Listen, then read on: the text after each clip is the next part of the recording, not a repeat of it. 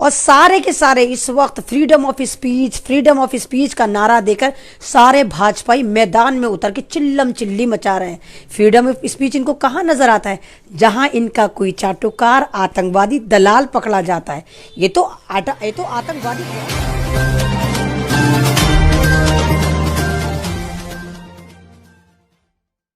जैसे कि आप जानते हैं, ये शेर भी इस वक्त हम भारतीयों के ऊपर है, मासूम भारतीयों के ऊपर है। और जिस तरह आपने आज देखा, हाय बंदर गोस्वामी तुझे क्या औकात करी है महाराष्ट्र पुलिस ने। आपने देखा सुबह से बड़ा स्कैंडल चल रहा है और बंदर गोस्वामी बड़ा छटपटा रहा है, फड़फड़ा रहा है और ख़ासकर भक्त बड़े परेशान है। हाय मेरे भक्त इतनी बुरी तरह परेशान है कि मानो उनका भगवान जेल में चला गया हो। कुछ भक्त तो यहाँ तक मशवरे दे रहे हैं कि महाराष्ट्र की सरकार को गिराकर वहाँ पर इमरजेंसी लगा देनी चाहिए, क्योंकि उनका भगवान जेल जा चुका है। भगवान इन द सेंस उनका भगवान यानी नफरतों का कारोबारी। अब सारे भगत परेशान हैं कि अब इनका जो नफरतों का कारोबार है वो किस तरह चलेगा। भगवान जी तो अंदर चले गए, भगवान नहीं शैतान जी तो अंदर चले गए। नफरतों के जो शैतान हैं उनको तो पुलिस ने पकड़ लिया। और ये वही बंदर गोस्वामी है जो कहता था पूछता है भारत, और जिस पे पूरे भारत ने कहा थूकता है भारत। अर्नब गोस्वामी तेरे ऊपर, तेरी सोच के ऊपर, तेरे चैनल के ऊपर, तेरी नफरतों के ऊपर, तो पूरे भारत ने इसके ऊपर थूका। ये वही अर्नब गोस्वामी है जो कहता था हाँ हाँ मेरे पे केस करो, मेरे पे केस करो। और जब इस पर रियल में केस हो गया तो ये कैसा फड़फड़ा रहा है, क्योंकि इसको पता था, क्योंकि ये भी अपना आप को क्या बोलता था, मैं मोदी जी का बेटा हूँ। इसे पूरी उम्मीद थी कि वो जो मेरे पे नफरतों का ठेका मैं उठाकर चल रहा हूँ, मैं जो बीजेपी को हर बार बचाकर ले जाता हूँ, तो मेरे पे कोई कार्रवाई नहीं होगी। और बहुत सारे लोग परेशान होंगे कि अर्नब गोस्वामी पर कार्रवाई कैसे हो गई, और वो भी इसके ऊपर दफ़ा 306 लगी जो गैर जमानती होती है, यानी उस पर कोई जमानत नहीं होगी। तो मेरे प्यारे भाइयों और बहनों, ये अभी का मामला नहीं है जहां बंदर गोस्वामी नपा है, ये सन 2018 का मामला है। सन 2018 में जब इन्हीं की बीजेपी की थोड़ी सरकार थी, एक बंदे ने खुदकुशी करी थी, और खुदकुशी करने वाला बंदर गोस्वामी की वजह से खुदकुशी करके मरा था, क्योंकि इसने उसके केस को बहुत हाईलाइट करा था। 5 करोड़ का उधार था। उसने अपनी एफआईआर में, अपने सुसाइड नोट में अर्नब गोस्वामी का नाम लिखा था कि मेरी मौत की वजह अर्नब गोस्वामी है। उस वक्त जो वहाँ पर सरकार थी फडणवीस की थी, बीजेपी की थी, तो उस केस को दबा दिया गया। अब जब इन्होंने महाराष्ट्र सरकार के लिए पूरे जंग के पैमाने खोल दिए, जंग के तोपे खोल दी, तो महाराष्ट्र सरकार को क्या पागला समझ रखा है तुमने उद्धव ठाकरे को, कि तुम उसको बदनाम कर रहे हो वहाँ की सरकार गिराने की। फिर कोशिश में था ये झूम झूम बाबा उर्फ बंदर गोस्वामी। और जब इन्होंने महाराष्ट्र को टैग करा, लगातार हुकूमत गिराने के ड्रामेबाजी कर रहा था, तो उस पुराने वाली केस की फाइल खुल गई। और खुलने के बाद सुप्रीम कोर्ट ने कहा जाओ इस कुत्ते बंदर गोस्वामी को पकड़ के लाओ और अदालत में पेश करो। जिस तरह आपने देखा, जैसे ही सुबह इसके घर पुलिस पहुंची, सैल्यूट है उस पुलिस को, वाकई ही उसको पुलिस कहते हैं।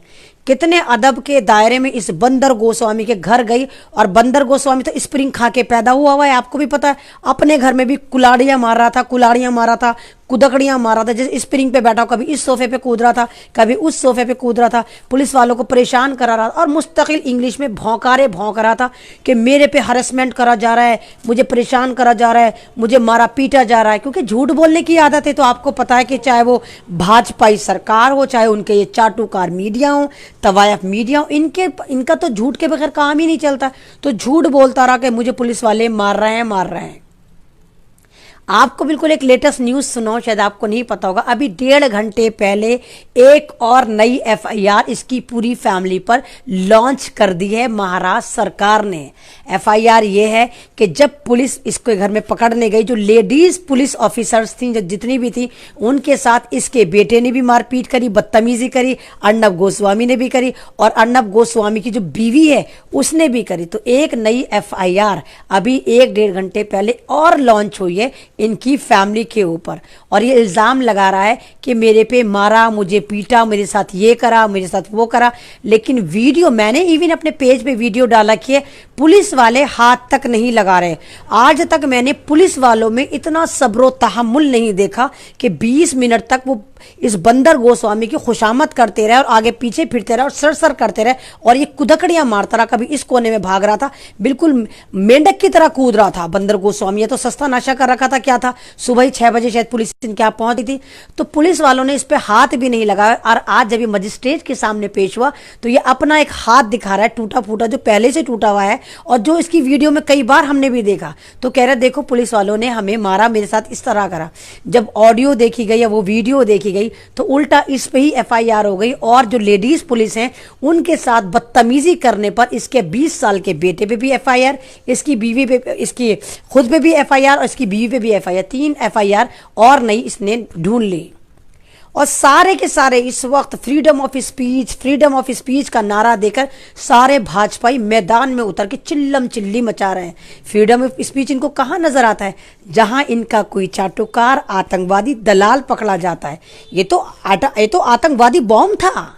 अर्नब गोस्वामी कौन था? एक आतंकवादी बॉम्ब था। इसने पूरे भारत में नफरतों का होलसेल में कारोबार कर रखा था, थोक में लेके बैठा था, नफरतें बांट रहा था फ्री फंड में। और सारे भाजपाई कह रहे हैं कि हम उसके समर्थन में। इवन एक आप जीडी बख्शी को जानते होंगे, जीडी बख्शी आरएसएस का बहुत बड़ा एजेंट है और हमें शर्म आती है ये वाली बात कहते हुए कि किसी जमाने में वो सेना में भी होते थे। वो भी कह रहा है कि फ्रीडम ऑफ स्पीच है, अर्नब गोस्वामी को क्यों पकड़ा, इसको छोड़ो। फ्रीडम ऑफ स्पीच उस वक्त कहाँ अफीम खाकर सो जाती है जब डॉक्टर कफील को उठाया जाता है। फ्रीडम ऑफ स्पीच उस वक्त कहाँ गारत हो जाती है जब दिल्ली दंगों में मास्टर माइंड बता बता कर सोशल एक्टिविस्ट को उठाया जाता है, चाहे वो खालिद सैफी हो चाहे वो दूसरे लोग हों। फ्रीडम ऑफ स्पीच सिर्फ तुम्हारे लिए जब तुम्हारे आतंकवादियों को उठाया जाता है। तो इस वक्त बीजेपी के जो चौबारे में बड़ा सन्नाटा है और हम सारी पब्लिक पूछता है भारत, ये जो और आतंकवादी चैनल बचे हैं ये कब उठेंगे?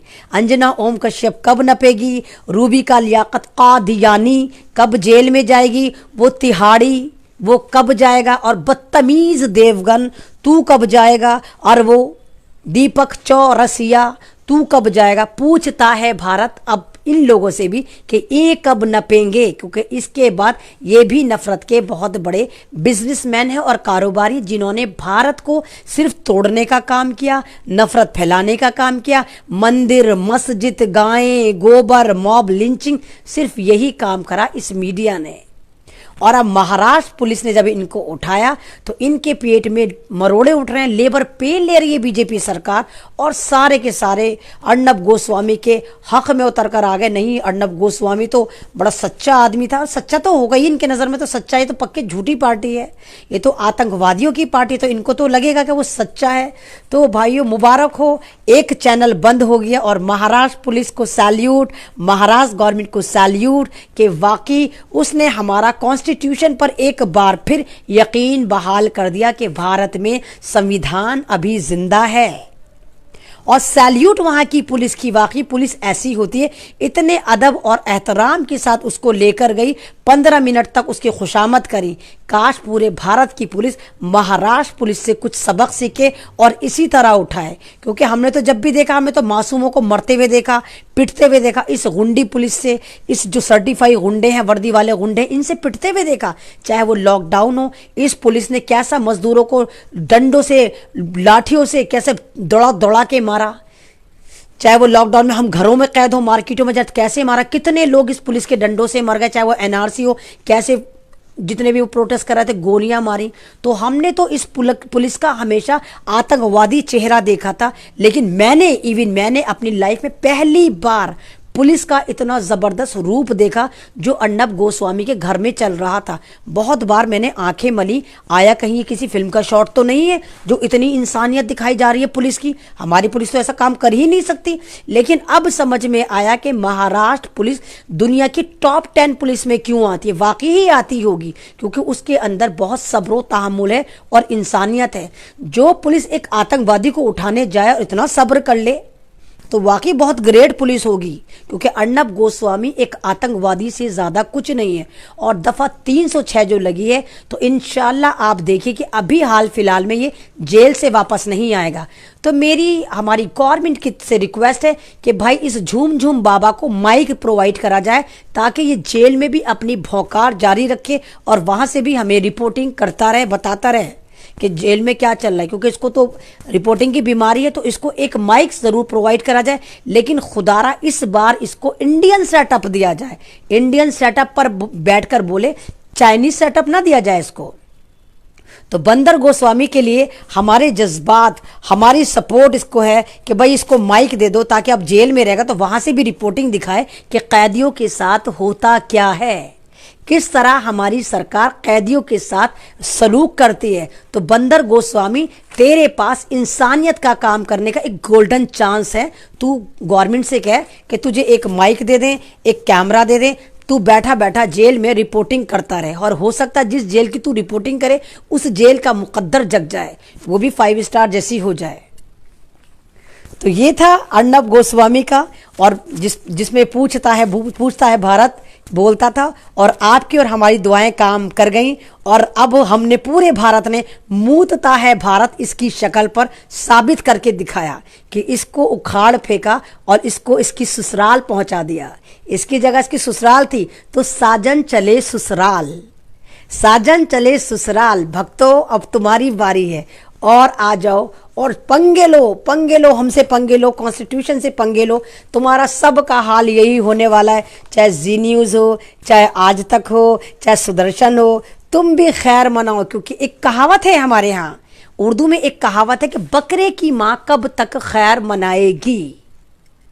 तो तुम्हारे साथ भी यही होगा, तुम कब तक नफरतों का कारोबार करोगे, कब तक तुम खैर मनाओगे। अल्हम्दुलिल्लाह हमें अपने संविधान पर यकीन है कि तुम्हारा भी इंजाम वही होगा, तवायफ मीडिया, कि अन करीब तुम सब अपने अपने ससुराल यानी जेल में ट्रांसफ़र कर दिए जाओगे।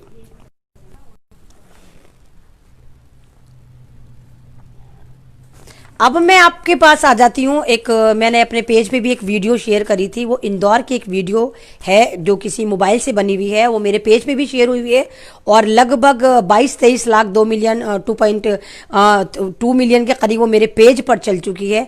उस वीडियो में एक दिखाया गया कि एक मुस्लिम बंदे की दुकान है, एक बुजुर्ग से हैं, उनकी पटाखे की दुकान है, और कुछ RSS के पालतू कुत्ते, कुछ RSS के नारंगी जाफरानी कुत्ते उस दुकान में घुसते हैं। इन सुअरों का झुंड घुसता है, क्योंकि आपको पता होगा ये RSS वाले इतने डरपोक होते हैं, इतने डरपोक होते हैं, एक आध नहीं जाता, ये सुअर की तरह झुंड में चलते हैं। कभी आप सुअर को अगर देखें, खिंजीर को अगर देखें, खिंजीर कभी अकेला नहीं जाता, वो झुंड में जाता है। तो ये RSS वाले भी सुअर हैं और ये हमेशा झुंड में चलते हैं।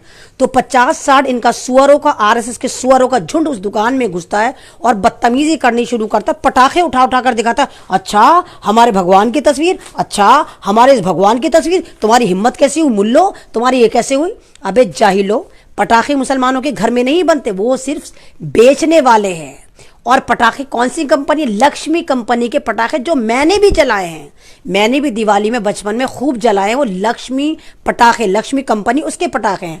तो इन हराम खोरों से बोलो, तब अपनी अम्मा की कोख में थे क्या तुम? अभी निकल निकल कर सीधे सीधे तुम अपनी माँ की कोख में से निकल निकल के, गुफाओं में से निकल निकल के दुकान में गए हो? तुम्हें नहीं पता क्या कि लक्ष्मी की जो कंपनी पटाखे बनाती है और तुम्हारे भगवान की तस्वीर लगाती है? मैंने खुद अपने पापा से कितनी बार बोला कि पापा ये तो इनके भगवान होते हैं, ये पटाखों पर क्यों हैं? तो पापा ने ये कहा कि कभी आपने इनके भगवान को अलमारियों में बिकते हुए देखा? कभी सड़क पर देखो, मूर्तियां सारी जमीन पे रखी हुई होती हैं, और जब ये विसर्जन करने जाते हैं खुद जमीन पर फेंक के आते हैं नहर में। तो ये भगवान को इज्जत देते ही नहीं। ये भगवान को इज्जत कब देते हैं? जब इनको मुसलमानों को काटना होता है, तब ये कहते हैं हाँ ये हमारा भगवान है। और भारत में इतनी तेजी से कोई भी चीज मैन्युफैक्चर नहीं होती जितनी तेजी से एक भगवान होता है। रोजाना इनका एक नया भगवान निकल कर आ जाता है, तभी तो 33 से 34 करोड़ भगवान है इनके। हर इंसान इनका भगवान, अमिताभ इनका भगवान, साउथ के सारे हीरो हीरोइन भगवान। इन्हें यही नहीं तमीज कि भगवान होता क्या है, भगवान का काम क्या है। इतने जबरदस्त अंधे हैं, हर एक को भगवान बना लेते। यही वजह है कि 33 करोड़ भगवान ये उठाए फिरते हैं, फिर भी इनको चैन नहीं पड़ती, फिर भी ये दरगाहों में पाए जाते हैं, वहां चादरें चढ़ाते हैं, चाहे वो अमिताभ हो, चाहे वो बीजेपी वाले हों, चाहे वो कंगना हो, कंगना जो हमें मुसलमानों को बहुत बुरा कहती है, ये भी मुस्तकिल दरगाह पे पाई जाती है, कभी अजमेर पे पाई जाती है, कभी कहीं पाई जाती है। तो आ गए हैं बीजेपी के आरएसएस के कुत्ते आ गए हैं, जरा इनसे निमट लीजिए। तो आरएसएस के 50-60 सुअरों का झुंड उस दुकान में घुस जाता है, उनको मारपीट करने की कोशिश करता है कि हम तुम्हें ये कर देंगे, हम तुम्हें वो कर देंगे। अगर अपनी मां से पैदा हो, एक मां से पैदा हो गुफाओं की पैदाइश, तो जाके लक्ष्मी पटाखे की कंपनी को बंद करके दिखाओ। अगर वाकई तुम अपनी एक मां से पैदा हो या एक बाप से पैदा हो, लेकिन तुम नहीं हो, तुम तो गुफाओं की नाजायज औलाद हो। तुम्हारी अगर तुमने अपनी मां ढूंढ भी ली तो वो बेचारी उंगलियों में 6 महीने तक गिनेगी कि आया तुम्हारा बाप था कौन, गुफा में आता कौन कौन था, कितने बाबाओं के पास वो जाती थी। तुम उनकी औलादे हो, तुम्हें नहीं पता तुम्हारा बाप कौन है, इसीलिए तुम सुअर हो। और सुअर हमेशा झुंड में चलते हैं, यही वजह तुम झुंड में चलते हो, एनकाउंटर कर देते हो, उसको मार देते हो, उसकी मॉब लिंचिंग करते हो। यही वजह तुम किसी भी मुसलमान को उठाते हो, उसको मार देते हो, उसको कत्ल कर देते हो, मॉब लिंचिंग करते हो। अगर अपनी मां की औलाद हो, एक बंदे को एक बंदा मार कर दिखाए, तब मैं मानूं वाकई ही तुम किसी अच्छा खून हो, किसी भारत का खून हो, इंसान का खून हो। तुम तो इंसान का खून हो ही नहीं, तुम तो गाय गोबर नाजायज औलादे हो। तुम्हारी नसें अगर काट के देखो तो गोबर निकल कर आता है दिमाग में से, नसों में से निकल कर आता है मूत्र। तो तुम क्या सोचोगे? तो तुम सुअर हो, इसलिए झुंड में चलते हो। इसलिए वो 50 के 50 मुसलमान की दुकान में गए और उसको मारपीट करने की धमकी देते रहे, लेकिन वो भी नहीं दबे। वो जो एक मुअज़्ज़िज़ इंसान थे, एक एजिड मुसलमान बंदे थे, वो यही कहते रहे कि क्या करोगे, आग लगाओगे, लगा दो, हमने थोड़ी ना बनाए हैं। तो ये जाहिल हैं, इन्हें नहीं पता। जैसे मैंने आपको बताया था परसों के लाइव में, अमिताभ बच्चन एक प्रोग्राम होस्ट करता है जिसका नाम है कौन बनेगा करोड़पति। तो अमिताभ के कंप्यूटर पर एक सवाल आता है, अमिताभ होस्ट करता है, अमिताभ उसको चलाता नहीं है, अमिताभ सवाल भरता नहीं है। अमिताभ के स्क्रीन पर एक सवाल आता है जो अमिताभ पूछता है, जी अगला सवाल ये बताइए 1927 में भीमराव अंबेडकर ने अपने लोगों के साथ कौन सी किताब की लिपियां जलाई? Number 1 Bhagavad Gita, number 2 Ramayan, number 3 वेद, या नंबर 4 मनुस्मृति। जाहिर सी बात है, अगर भीमराव अंबेडकर का मतलब आएगा तो भीमराव अंबेडकर किसको जलाएंगे? मनुस्मृति को जलाएंगे। वो बंदा बोलता है मनुस्मृति, बस भैया क्या था, सारे के सारे भगत बावले हो गए। हाय अमिताभ, तेरी इतनी हिम्मत, तूने ये वाली बात बताई कि हमने क्या नाम है मनुस्मृति जला चुके। भीमराव अंबेडकर, तू हमारा आदमी नहीं है। मतलब जबकि अमिताभ, ये सबको पता है कि अमिताभ बच्चन आरएसएस का बहुत बड़ा एजेंट है और इनका ये भगवान है कि आप 50 बार रिंगटोन कॉल, किसी को भी कॉल करो, 50 बार आके वो कुत्ते की तरह भौंकता है, हाथ धोइए, उचित दूरी रखिए, नज़ला खांसी है तो तुरंत जाकर अस्पताल में बताइए कि आपको नज़ला खांसी है। वही इनका भगवान, उसके पीछे ये पड़ गए। मतलब ये अपने भगवानों के भी नहीं है, रोजाना एक भगवान बनाते हैं और उस भगवान को जाकर चूल्हे में रखकर आ जाते हैं, फिर अगले दिन इनका एक और नया भगवान पैदा हो जाता है। ये हाल है भक्तों का। तो भक्तों, तुम क्या चाहते हो? जाहिलो, अपने बाप से हो तो पटाखे की कंपनी बंद करके दिखाओ। और मैं नाम बता रही हूं, उस पटाखे की कंपनी का नाम है लक्ष्मी पटाखे, लक्ष्मी क्रैकर्स। और हमने भी वो बचपन में खूब जलाए हैं, खूब हमने भी उनको जलाया है। तो अपने बाप की औलाद हो तो उनको जलाओ, उनको जला कर आओ ना। ये क्या कि जाकर तुमने देखा मुसलमान है, सॉफ्ट टारगेट है, इजी टारगेट है, तो तुम्हारा सुअर का झुंड जो 30-40 के ग्रुप में चलता है और निहत्ते एक मुसलमान को हड़काने पहुंच जाता है। तो बंद करो ये ड्रामेबाजी, क्योंकि भारत जाग चुका है। अब भारत में तुम नफरतें नहीं बांट सकते, नफरतें नहीं बेच सकते, क्योंकि सन 2014 से लेकर सन 2020 तक 6 साल से तुम एक ही एजेंडे पे काम कर रहे हो, हिंदू मुस्लिम गायें गोबर। नहीं होगा। अब पब्लिक जाग चुकी है कि जिन 18% मुसलमानों को तुम बर्बाद करना चाहते थे, उनके चक्कर में तुमने पूरे भारत के नौजवानों की, पूरे भारत की पब्लिक की ऐसी की तैसी मार दी और 95 करोड़ या 95% भारतीयों को तुमने बेरोजगार कर दिया। अब तुम्हारा ये वाला फंडा नहीं चलेगा, नहीं चलेगा। अब दूसरा फंडा लेकर आओ, हिंदू मुस्लिम गायें गोबर मंदिर मस्जिद, ये वाला फंडा तो नहीं चलेगा। और यही वजह है कि स्ट्रीम मीडिया थोड़ा सही होने की कगार पर है। और अंजना ओम कश्यप ने गुलाटी मारनी शुरू कर दी है। अंजना ओम कश्यप को भी वो ये ना कि अब प्रिडिक्शन उसको भी नजर आ रही है कि उसके साथ भी क्या होने वाला है, तो हल्की हल्की वो भी गुलाटी मार रही है। बहुत सारे बेचारे गोबर भक्त आ गए ज्ञान लेने, मेरी क्लास में आते हैं, मेरी फेसबुक लाइव पर आते हैं, क्योंकि इनको पता है कि इनको सही न्यूज़ कहीं मिल ही नहीं सकती, इंटरनेशनल मीडिया पे भी नहीं मिल जाएंगे, नहीं पढ़ना नहीं आता इनको, क्या पता कि इंटरनेशनल मीडिया कौन सा है। तो ये मेरे लाइव पर आकर ज्ञान लेते हैं। तो इन भक्तों को आप भी ज्ञान दीजिए, इनको पहले ब्लॉक करिए, पहले इन पर रिपोर्ट करिए, फिर इनको ब्लॉक करिए। अब जैसे आपने फ्रांस का देखा, आपने जानते होंगे फ्रांस को, जैसे फ्रांस ने हमारा तौहीन रिसालत करा, पूरी दुनिया के मुसलमान सड़कों पर आ गए और कहा कि नहीं भाई ये गलत है, और भारत तो फालतू में उसको कैश कराने पहुंचा।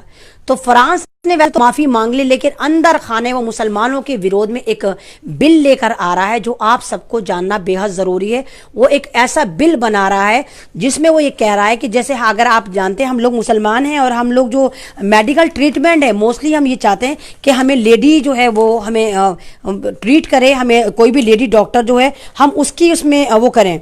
तो मुस्लिम समाज पर जो है ये एक तहजीबी जंग मुसल्लत करने जा रहे हैं, हमारे मुस्लिम समाज पर ये फ्रांस वाले एक तहजीबी जंग मुसल्लत करने जा रहे हैं। और एक ऐसा बिल बनाया है कि अब फ्रांस में कोई भी मुसलमान लेडी जिसकी डिलीवरी होती है तो वो मर्द ही करेगा, और अगर वो औरत मना करती है तो 70,000 यूरो का जुर्माना करा जाएगा और 5 साल की जेल करी जाएगी।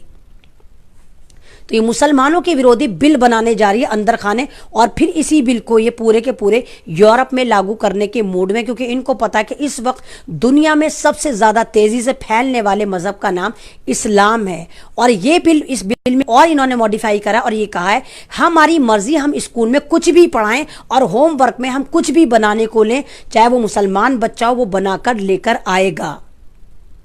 तो ये बिल जो है मुसलमानों के अगेंस्ट फ्रांस बनाने जा रहा है। तो भक्तों तुम तो अज्ञानी, तुम्हें तो कुछ समझ में आया नहीं होगा, तुम्हें तो ना फ्रांस पता, तुम्हें तो ये नहीं पता कि फ्रांस कोई मुल्क भी है। हाँ, तुम तो बस जबरदस्ती कूदोगे, गालियां दोगे। तो ये सिर्फ उन लोगों के लिए जो ज्ञानी हैं, बुद्धिजीवी हैं, जो मेरे भाई हैं, जो मेरी फैमिली से हैं, मेरे फेसबुक में मेरे साथ जुड़े हुए, ये नॉलेज मैं उनको बता रही थी। भक्तों तुम्हारे लिए नहीं है, तुम अपना गोबर का ढक्कन खोल के हवा लगाते रहो और अपनी सड़ांध जो है वो समाज में फैलाते रहो, क्योंकि तुम भारत में सुअरों का झुंड हो। जितने भी तुम भक्त हो तुम सुअरों का झुंड हो। और सुअर क्या खाता है? गंद खाता है, गंदगी, सब सारी चीजें। सुअरों को आगे आप कितना ही खाना डाल दो ये जाके फिर भी सीवर में ही मुंह मारते हैं। तो तुम वो सुअर हो, आरएसएस के पालतू भक्तों, कि तुम सिर्फ सुअर ही खाते हो, गंदगी खाते हो, गिलासती खाते हो, नाली में मुंह मारते हो। तुमसे तो इंसानियत की कोई उम्मीद है नहीं, तो तुम लगातार गालियां देते रहो और अपना वैसलीन का ढक्कन खोल के गोबर के वायरस पूरे समाज में फैलाते रहो। लेकिन अन करीब हम तुम्हें पकड़ पकड़ कर गोबर ग्रह में डालेंगे। तुम्हारे लिए एक स्पेशली ग्रह बनाएंगे हम, जिसका नाम रखेंगे हम गोबर ग्रह। वहां पर हम तुम्हें ट्रांसफर करेंगे। एक लेटेस्ट न्यूज और निकल कर आ रही है, बेबू पानी देना, सॉरी थोड़ा हलक सूख गया, सॉरी। एक लेटेस्ट न्यूज और निकल कर आ रही है। जैसे कि आप जानते हैं अमेरिका में इलेक्शन थे, और अमेरिका के इलेक्शन से एक दिन पहले चाचा ट्रंप ने एक जोरदार स्पीच दी और उन्होंने कहा कि ये जो इलेक्शन हो रहे हैं या जो ये जो महामारी फैल रही थी जिसका नाम कोरोना वायरस था, ये कोरोना वायरस कोई था ही नहीं, एक ब्लंडर था, एक फ्रॉड था, एक झूठ था जो हमने फैलाया था। हमारे मुल्क में कोई भी मर रहा था, कैंसर से मर रहा था, दूसरी बीमारी से मर रहा था, हमने उसका नाम रखा कोरोना वायरस। ये मैं नहीं कह रही, ये चचा ट्रंप ने बोला। और जिनको यकीन ना है वो चचा ट्रंप की स्पीच जाके सुन लें। और बाकी चचा ट्रंप बड़े कूद कूद के डांस कर करके ये वाली बात बताकर ये एडमिट कर रहे थे। और उन्होंने चचा ट्रंप ने भारत के मुंह पे भी लपाटा मारा, जोरदार लपाड़ा मारा, और कहा कि वो लोग कितने कमीने हैं, कितने चालाक हैं, जो हमें डेटे दे रहे थे 70 लाख पेशेंट हो गए, 80 लाख पेशेंट हो गए, क्योंकि कोरोना तो कोई था ही नहीं। और इन्होंने हमें कहा कि हमने अमेरिका वालों ने कोरोना पे सही से हैंडल नहीं करा। तो हम हैंडल क्या करते, कोरोना तो कुछ था ही नहीं, एक फर्जीवाड़ा था। ये मैं नहीं बोल रही, ये चचा ट्रंप बोल रहे हैं। वही चचा ट्रंप जो भक्तों के भगवान की औलियां कौलियां भर रहे थे और जिनके लिए भक्तों के भगवान ने नमस्ते ट्रंप आयोजित करा था। ये वही चचा जान बोल रहे हैं भक्तों, तुम्हारे चचा जान बोल रहे हैं। और ये वही चचा जान है भक्तों, जब तुम्हारा भगवान अमेरिका गया था तो कहकर आया था, इलेक्शन भी नहीं थे, अब के बार ट्रंप सरकार, तुम्हारा भगवान कहकर आया था। तो उस भगवान के लंगोटिया यार ने कोरोना वायरस को फर्जी बता दिया, और इलेक्शन से सिर्फ एक दिन पहले। हाय भक्तों, तुम्हारा क्या होगा। और उससे भी बड़ी हिट ये हुई, आज अभी रिसेंटली चचा ट्रंप ने अनाउंस कर दिया है, विक्ट्री स्पीच दे दी। अभी रिजल्ट पूरे अनाउंस नहीं हुए, उन्होंने विक्ट्री स्पीच दे दी और उन्होंने कहा मैं जीत रहा हूं अमेरिका में, और अगर किसी ने मुझे हरवाने की कोशिश करी तो मैं उसकी ईंट से ईंट बजा दूंगा, क्योंकि मैं जीत रहा हूं। और अभी इलेक्शन के पूरे रिजल्ट डिक्लेयर नहीं हुए, लेकिन चचा ट्रंप ने आकर फिर वो विक्ट्री स्पीच दे डाली। तो भक्तों ये है, क्योंकि शायद आप लोग नहीं जानते, आप लोगों को शायद ये वाली बात ना पता हो, मैं आपको बताती हूँ कि अमेरिका के इतिहास में जो भी प्रेसिडेंट बना है वो हमेशा 2 बार बनता है, 1 बार नहीं बनता, 2 बार इलेक्ट होता है। और अमेरिका की एक खास बात है, बहुत अच्छी बात है, वहां भारत की तरह नहीं होते कि कोई भी जवान आदमी या बुढ़ा आदमी आता और हमेशा सियासत में रहता है जब तक वो मर ना जाए। वो 10 बार इलेक्शन, 20 बार इलेक्शन लड़ता है। अमेरिका में ऐसा कुछ नहीं है, अमेरिका में सिर्फ 2 ही बार इलेक्शन लड़ सकते हैं, वहां 2 ही पार्टी होती है और 2 ही बार इलेक्शन में चांस मिलता है हर बंदे को। तो ट्रंप एक ऐसे बंदे हैं जिनको दोबारा चांस जो है उनका मिस करने की कोशिश है और जियो बिडेन को बनाने की कोशिश है। लेकिन ट्रंप जो है वो बैठने वाला नहीं है। ट्रंप ने पहले ही कह दिया कि जितना भी मार्केट में असला है सब उठा लो।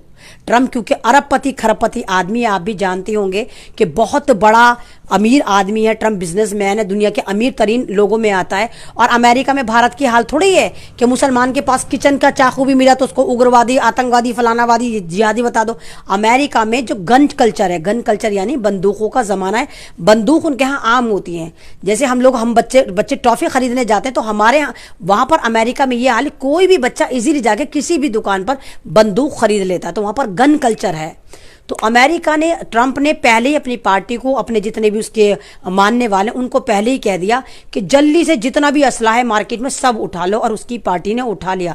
और ट्रंप ने खुली धमकी दे दी कि अगर मुझे हरवाया या मुझे मेरे साथ बेईमानी करी, वो सुप्रीम कोर्ट में पहले जाकर उसने डाल दी पिटीशन कि अगर इन्होंने मुझे हराया तो मैं अमेरिका की ऐसी की तैसी मार दूंगा, सड़कों पर निकल जाएंगे और ढुई ढिस्कुम ढिस्कुम ढिस्कुम ढिस्कुम करेंगे, जिनको हमें जिहादी कह रहे हैं। तो उस वक्त ट्रंप और ट्रंप की पूरी बटालियन जिहादी बन जाएगी, डिस्कुम डिस्कुम डिस्कुम करके पूरे अमेरिका में तहलका मचा। मैं नहीं कह रही, ये भक्तों तुम्हारे भगवान का जो लंगोटिया यार है चचा ट्रंप कह रहे हैं, जाकर सुन लो उसकी विक्ट्री स्पीच आज दे चुका। वो साफ कह रहा है कि मुझे हरवाने की तैयारी है, ये मुझे हरवाने की तैयारी, जबकि मैं जीतने वाला हूं। जियो बिडेन नहीं जीतेगा, ये चचा ट्रंप कह रहे हैं, मैं नहीं कह रही। तो इंतजार करो कि ऊंट किस करवट बैठता है। और इत्तेफाक की बात यह है कि ट्रंप ने भारत को भी ऐसा नंगा कर दिया।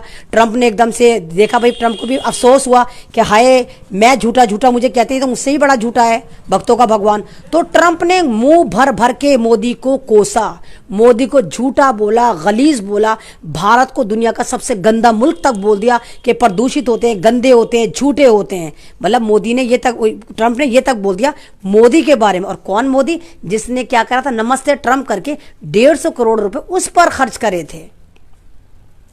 तो अब अंदर खाने हमारा भारत भी नहीं चाहता कि चचा ट्रंप जीते, ये भी ये चाहते किसी भी तरह जियो बिडेन आ जाए।